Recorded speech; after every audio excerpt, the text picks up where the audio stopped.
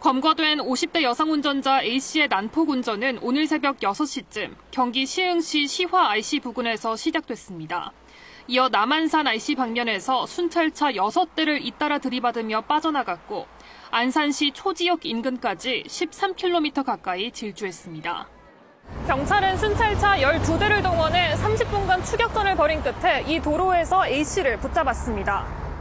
운전자는 음주 상태는 아니었는데 경찰 조사 과정에서도 자해를 시도하는 등 심리적으로 불안정한 상태를 보여 응급 입원 조치됐습니다. 경찰은 난폭 운전과 특수 공무집행 방해 혐의로 운전자를 입건하고 마약 검사를 진행하는 등 정확한 사건 경위를 조사할 계획입니다. KBS 뉴스 민정입니다. 네, 또 다른 난폭 운전 사건입니다. 음주운전자가 경찰의 정차 요구를 무시하고 도주국을 벌이다 붙잡혔습니다. 이 운전자는 학교 안까지 들어가서 고개 운전을 했습니다. 붙잡힌 뒤엔 경찰관을 밀치고 행패까지 부렸습니다. 이연경 기자입니다. 빠른 속도로 달리다 갑자기 후진하는 검정색 승용차. 수상히 여긴 순찰차가 정차를 요구하자 깜빡이를 켜고 멈추는 듯 하더니 경찰관이 다가가자 속도를 높여 줄행랑을 칩니다. 곧바로 시작된 추격전. 교문이 열린 고등학교 안으로 내달리는 승용차. 건물 사이 비좁은 통로를 거침없이 질주하고 잔디밭도 휘젓고 다니더니 공사 중이던 작업자들을 아슬아슬하게 스쳐갑니다.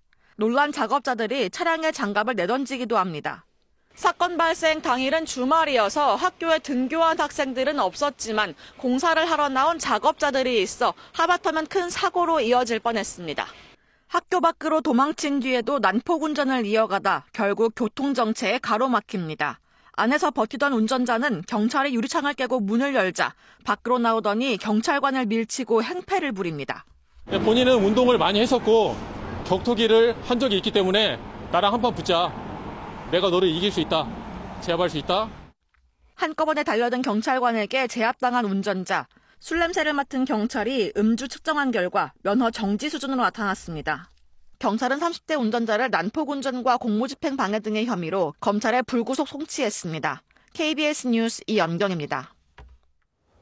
네, 지난달 SPC 삼립의 공장에서 근로자가 기계에 끼어 숨졌습니다. 이와 관련해 경찰과 고용노동부가 오늘 SPC 본사 등에 대한 압수수색에 나섰습니다. 압수수색 장소가 12곳에 달합니다. 이윤우 기자입니다. 경기 시흥에 위치한 SPC 삼립공장으로 경찰과 고용노동부 감독관들이 들어갑니다. 지난달 19일 새벽 50대 여성 근로자가 작업 중 기계에 상반신이 끼어 숨진 사고와 관련해 압수수색에 나선 겁니다. 압수수색 장소는 SPC 삼립공장과 본사 사무실 등 12곳입니다. 대표이사 사무실도 포함됐습니다. 투입된 수사 인력은 80여 명에 달합니다. 앞서 세 차례 법원에서 영장이 기각되면서 사고 발생 이후 약 한 달 만에야 사고가 난 공장에 대한 압수수색이 진행됐습니다. 경찰은 공장 내 CCTV와 각종 서류, 컴퓨터 내 전자정보 등을 확보한 거로 알려졌습니다. 중대재해처벌법과 산업안전보건법 위반, 업무상 과실치사 혐의 등을 입증할 증거 확보에 나선 거로 풀이됩니다. 근무 수칙과 사고 예방 조치 등이 제대로 이뤄졌는지도 살펴볼 방침입니다. 안전작업 절차가 있었는지, 그리고 그 안전작업 절차에 맞춰서 교육은 이루어졌는지, 그리고 실제로 그 안전작업 절차에 맞게 운영이 됐었는지 잘 조사를 해야 된다는 거고. 한편 숨진 근로자가 컨베이어 벨트에 윤활유를 뿌리는 작업 중 사고가 난 만큼 작업에 사용된 윤활유도 조사 대상입니다. 경찰은 사고 당시 공업용 금속 절삭유 용기를 발견하고 국가수에 내용물 감정을 의뢰했습니다. SPC 삼립 측은 제빵 공정엔 식품용 윤활유만이 사용된다고 해명했습니다. KBS 뉴스 이윤우입니다. 네, 이태원 참사 특조위가 참사 발생 2년 7개월여 만에 조사에 들어갔습니다. 유가족은 오랜 기다림이 헛되지 않았다며 환영의 뜻을 밝혔습니다. 추재훈 기자입니다. 12구 이태원 참사 사건에 대한 조사 개시 결정안은 원안대로 의결하겠습니다. 이태원 참사가 발생한 지 2년 7개월여 국가기관이 처음으로 공식 진상규명 조사 개시를 결정했습니다. 참사 유가족이 지난해에 신청한 진상규명 1호 사건을 포함해 49개 과제입니다. 참사 뒤 가족 인계까지 희생자의 행적, 당시 인파 밀집 대책과 대응의 문제점, 대통령실 용산 이전의 영향, 피해자들 모욕과 같은 2차 가해 등이 주요 조사 대상입니다. 특조위는 오는 30일까지 진상규명 조사 신청을 받습니다. 특조위의 압수수색 영장 청구 의뢰권 등 강제 조사권이 없는 점은 한계로 꼽힙니다. 대통령 기록관 등은 윤석열 정부 참사 관련 기록물 제출 요청에 불응하고 있고 참사 관련자들도 재판을 받고 있어 조사가 쉽지 않다는 우려도 나옵니다. 양심이라는 것이 분명히 있다고 생각을 하고 자발적인 협조를 통한 조사라는 게 그렇게 무력하다고는 생각지 않기 때문에 유족들은 국가적 재난과 참사가 반복되지 않기를 기원했습니다.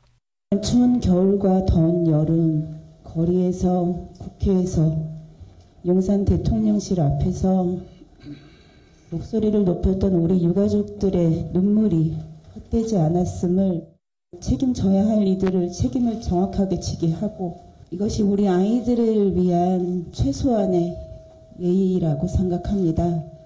KBS 뉴스 추대훈입니다.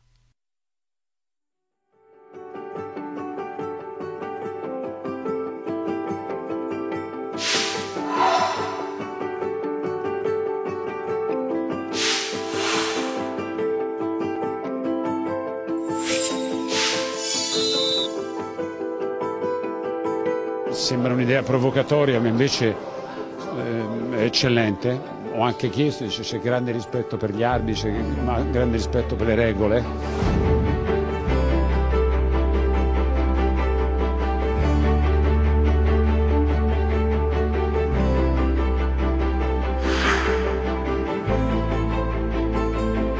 E questo per noi è una cosa molto importante, cioè dà possibilità di divagarci, di distarci più in questi giorni.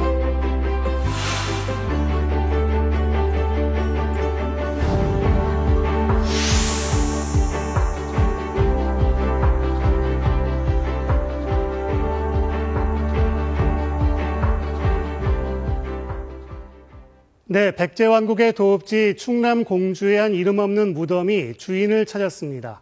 백제왕국 비운의 소년왕 23대 삼근왕이 그 주인공입니다. 이 무덤이 왕릉이었다는 얘기입니다. 무덤에서 나온 어금니가 결정적 역할을 했습니다. 김혜주 기자입니다. 1971년 여름, 한국 고고학계가 흥분에 휩싸입니다. 윤기사 윤원 55 연대표가 되라. 연대표. 독을당하지 않은 백제 25대 무령왕의 묘. 무슨 왕이야? 백제가 무령왕이야. 수천 점의 유물까지 쏟아져 나왔습니다. 아주 확실한 연대 왕을 가지고 있는 것은 처음이에요. 모두 왕 이름을 가지고 있는 것. 그러나 무령왕릉 북동쪽의 무덤 4기는 도굴로 훼손돼 100년 가까이 이름 없는 무덤으로 남아 있었습니다. 이 중 2호분이 98년 만에 주인을 찾았습니다. 결정적 단서는 재조사 과정에서 나온 어금니 2점. 둘째 작은 어금니 같은 경우에는 교무도가 조금 거의 없었던 것으로 보아 10대의 청소년기의 치아가 아니었겠는가. 백제 21대 계로왕의 직계 후손 중 유일한 10대였던 23대 삼근왕입니다. 무령왕의 사촌이자 즉위 2년 만인 15살에 살해당한 비운의 왕입니다. 이를 토대로 바로 옆 1호분도 직계왕족의 무덤으로 추정했습니다. 문제왕과 삼근왕이 계로왕의 직계이고 죽음의 시차가 2년에 불과합니다. 이를 고고학 관점에서 보면 두 왕의 무덤이 인접해 있고 규모나 구조가 거의 같을 것으로. 함께 발견된 유리옥에서는 태국산 납성분이 검출됐습니다. 천도 후 불안정한 정치 상황에도 동남아시아까지 교역망이 작동했음을 보여주는 증거입니다. KBS 뉴스 김혜주입니다. 소방청 상황실입니다. 탄광에서 난 매몰 사고부터 전해드립니다. 오늘 새벽 3시쯤 강원도 삼척시 도계읍의 한 탄광입니다. 입구로부터 3km 지점에서 야간 작업 중 석탄과 물이 쏟아져 광부 1명이 매몰됐습니다. 매몰된 광부는 사고 2시간여 만에 심정지 상태로 발견돼 병원으로 옮겨졌지만 숨졌습니다. 사고 경위는 조사 중입니다. 오늘 오전 11시 40분쯤 전남 담양군 산만리의 한 공장입니다. 5톤가량의 철제 구조물에 60대 작업자가 깔렸습니다. 이 사고로 작업자가 크게 다쳐 병원으로 옮겨졌습니다. 정확한 사고 원인은 조사 중입니다. 오늘 낮 12시 10분, 서울 송파구의 한 이면도로입니다. 지름과 깊이 70cm의 구덩이가 생겼습니다. 지나가던 화물차의 뒷바퀴가 빠졌고 하수관이 파손됐습니다. 인명 피해는 없습니다. 구청은 정확한 원인을 조사 중입니다. 소방청에서 전해드렸습니다. 기온이 높은 데다 습도까지 높아져 더욱 덥게 느껴지는 하루였죠. 내일과 모레 기온이 더 오르겠습니다. 내일 서울의 한낮 기온 31도, 모레 32도까지 오르겠습니다. 내일은 비 소식 없이 햇볕이 쨍쨍 내리쬐겠습니다. 전국의 자외선 지수는 매우 높은 수준까지 오르겠습니다. 자외선 차단제를 꼼꼼히 바르는 등 자외선 차단에 신경을 쓰셔야겠습니다. 내일 오전까지 서해안과 남해안에 안개가 짙게 끼는 만큼 교통안전에 주의하셔야겠습니다. 내일 청주의 한낮 기온 32도, 강릉 31도 등 중부지방 한낮 기온이 대부분 30도를 웃돌아 덥겠습니다.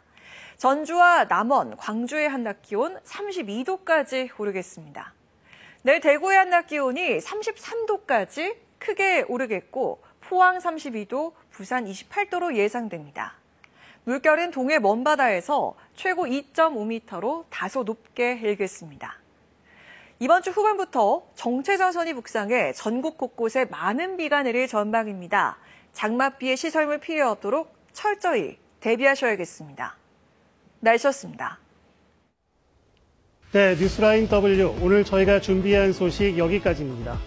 고맙습니다.